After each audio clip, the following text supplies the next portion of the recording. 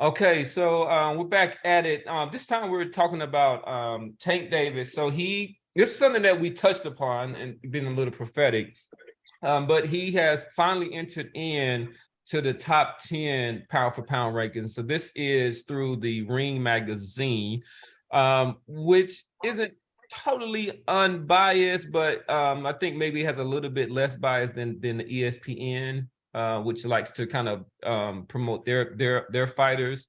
But the Ring magazine has Usyk #1, Inoue #2, Terrence Crawford #3, Errol Spence 4, Canelo 5, Dimitri Bivol 6, Vasily Lomachenko 7, Josh Taylor 8, Jermell Charlo 9, and Gervonta Davis at 10.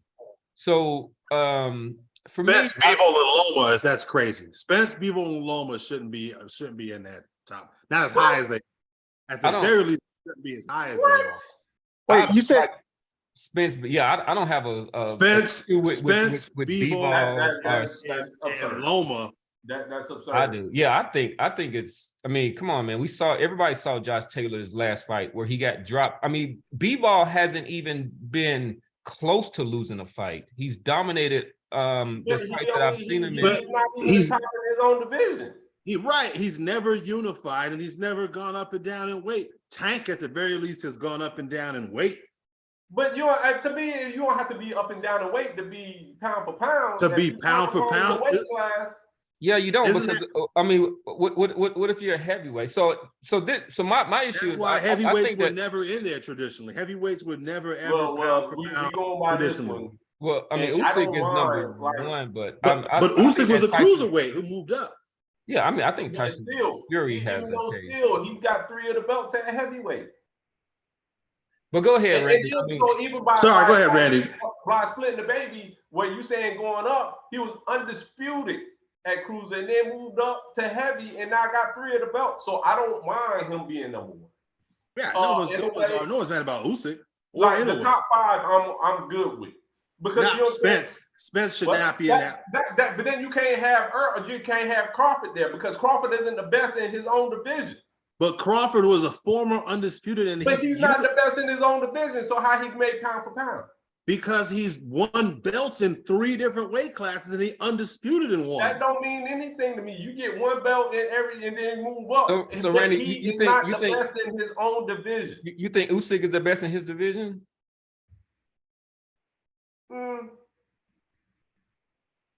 That has to be proven. Yeah, and we don't know if Inoue is the best in his division. I know for sure that Crawford ain't the best in his division. We don't know. We don't know that for sure. So let me get through my list. So 1 through 5, I can't argue with. My argument comes with Bivol. Bivol only beat 1 person. Really? No, that's not true, Randy. I mean, technically. That's not true. That's not true. He's got quite a few decent wins. And he do, but you know what I'm saying? But Beterbiev has got what 100% knockout rate there. Oh, he's got a better resume. I'm not debating. I was going to say Beterbiev. So how is Bivol there and Beterbiev is not in there? Well, we know why. That's crazy. I agree with that. Because he dominated somebody who was a time small near at the pound for pound. But he was in a lower weight class, so that shouldn't really hold the weight over a dude that got 100% knockout rate in their weight class. Yeah, So I don't understand how he made it. Lomachenko, I don't understand because he's not even a champion and he has 2 losses. Yeah, I agree with that shit. Josh Taylor looked like garbage and he moved up, so he hasn't done anything at 140. He's not. No. Wait. No, he's coming back down to 135. Excuse me. No, 140. He was undisputed at 140. Yeah, 140. 140. But he looked horrible last time at 140. So we'll see. But who's got a better? Josh Taylor arguably has one of the top 3 resumes in boxing. No, I would disagree with that. A Prograis win, a Victor Postal, a Prime Postal win when he was knocking people out. Prime Postal? He did beat a Prime Postal. Yeah, Prime Postal, and he beat Jose Ramirez too. And the secondary wins against guys like Branchek. I mean, the Regis Prograis win is one of the better wins in boxing to me. I mean, that Prograis that's a strong win. That's a strong win. But I mean, and then the Ramirez was he had a nice shiny record, but he was always a limited fighter. And I mean, he was it was also a unified champion, wasn't he? Wasn't he unified or no? He had one belt. He had one belt. He had the WBC, right? Oh, you talking about talking about Jose Ramirez. Well, I don't know, but I mean that the winner of that became the undisputed champion. So all the belts were on the line. And they tried to rob Taylor in that fight too. He actually had two. Right, I believe he had two belts. So yeah. Let me finish. And then so at 9, you got Charlo. I think Charlo deserves to be at 6 at a minimum.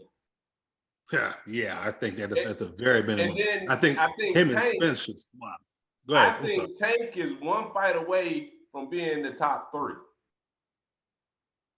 One fight away from being the top 3 pound for pound in boxing.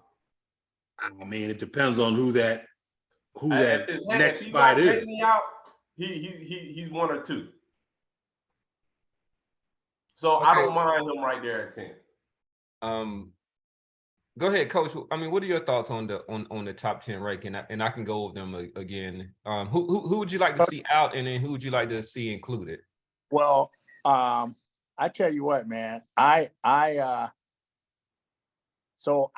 top 5 I can deal with. I probably would have already had Tank. I mean, when we had this thing earlier, I already had Tank at like number 3. You know what Randy is saying? Early on we was talking about this thing, and but let's say if this stays with that right there, man, I definitely think Charlo and Tank should move up. I probably would have put I would like to see this Josh Taylor or Bivol out, and I wouldn't mind seeing Haney in there, man. I forgot to mention Haney. I want Haney. Everybody forgets Haney.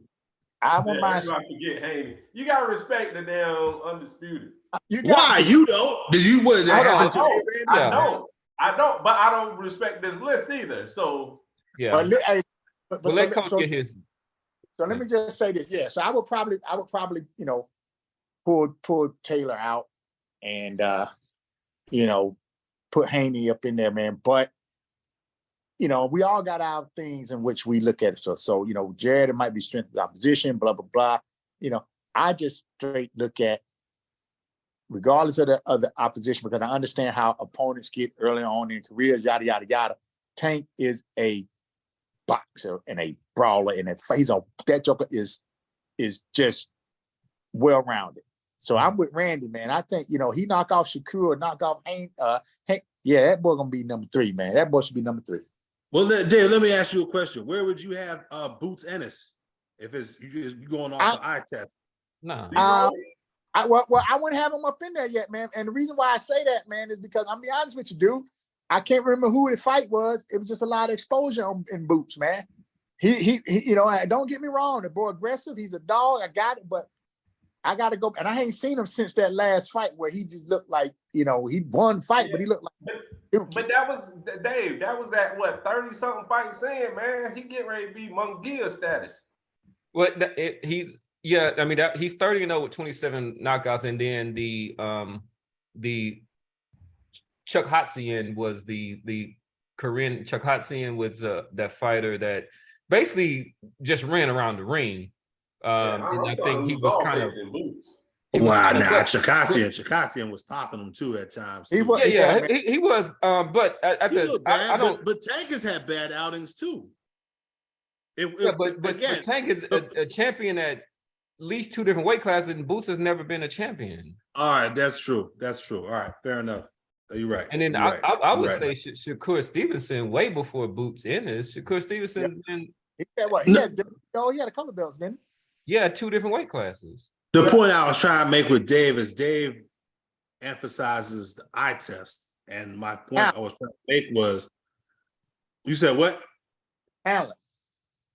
Oh well, if we're going off of talent, then you gotta keep Boots up in your pound for pound. No, man. I no, I Nah, don't, man. bro. You know, so Boots no, man. doesn't demonstrate talent to you. Bruh, I'm Boots is 30 fights in, and coming from a boxing perspective, and I go back to the trainers, I'm telling you that one fight exposed a lot about Boots Ennis, bruh. And you know, so no, yeah, bro. I wouldn't put him up in there. I just wouldn't. I think he's a great fighter, but no, man. All right. So coach, did you have anything else to add to your list? Nah, bro, that's it. I would just drop Taylor, man, maybe throw Haney up in there and pull Beaver down. All right, Boston, who you leaving, who you taking out of your pound for pound? Definitely, Errol Spence is way too high at number 4. That to me is crazy. Yeah. And I think Lomachenko also way too high. And Bivol also.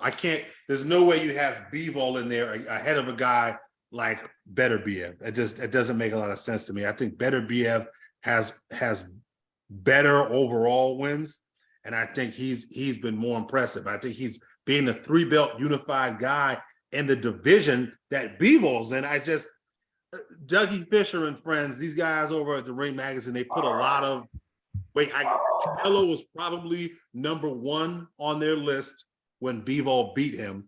And their logic, I'm assuming, was since Bivol being undefeated and having a pretty good resume beats the number 1 pound for pound guy, that automatically puts Bivol in the top 6 or 7. But I think he was fighter of the year last year, and I mean I really haven't seen him challenged too much. But I mean I've seen him challenged. I mean, if you go back, I've seen him challenged. But he's very good.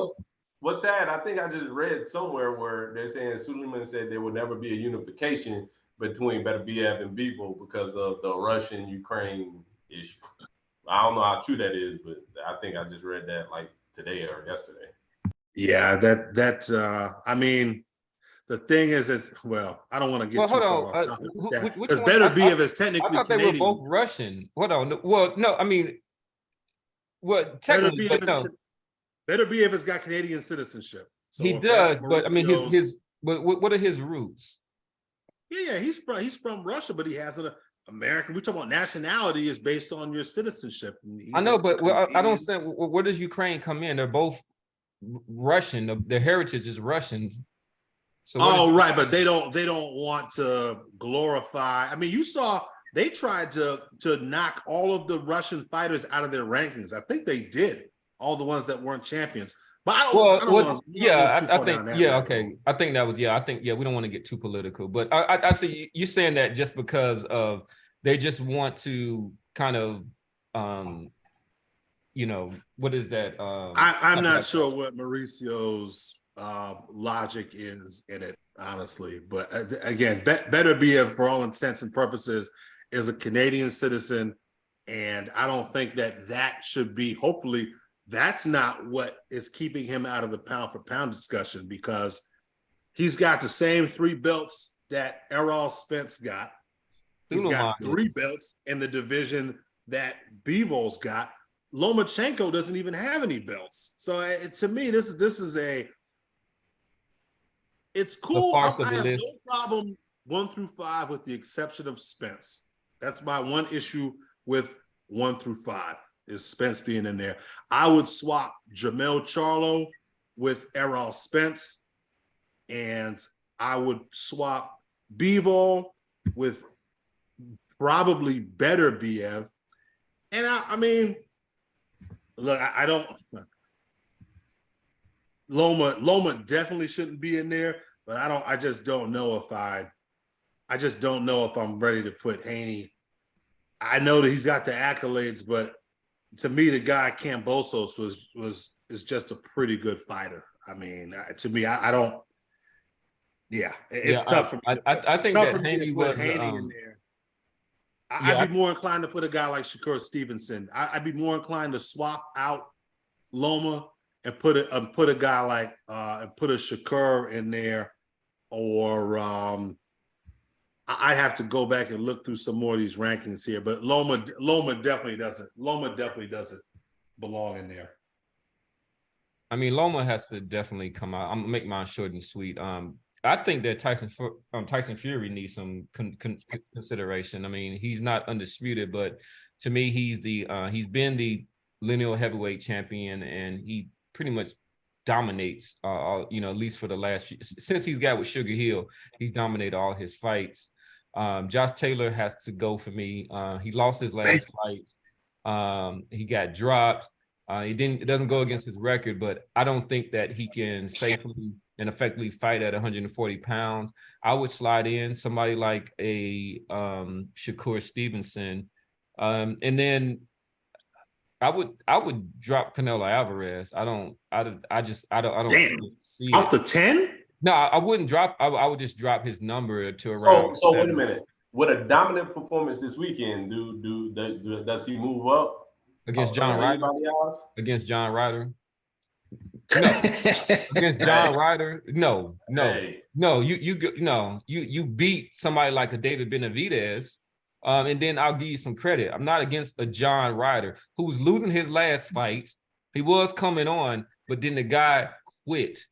People talking about Ryan Garcia. This guy quit. That was a proper quit. Straight proper. So Who was the guy? I can't remember the guy's name. He doesn't even deserve mentioning, but he was the guy was terrible, and he and this was supposed to be the fight that Zach Parker, yeah, exactly. But all right, so let's move on to, we want to try to get in 2 more segments because we're going to keep the Canelo versus Ryder, that plenty pick, we're going to keep that short and sweet. But we do want to talk about something that has sparked a little controversy.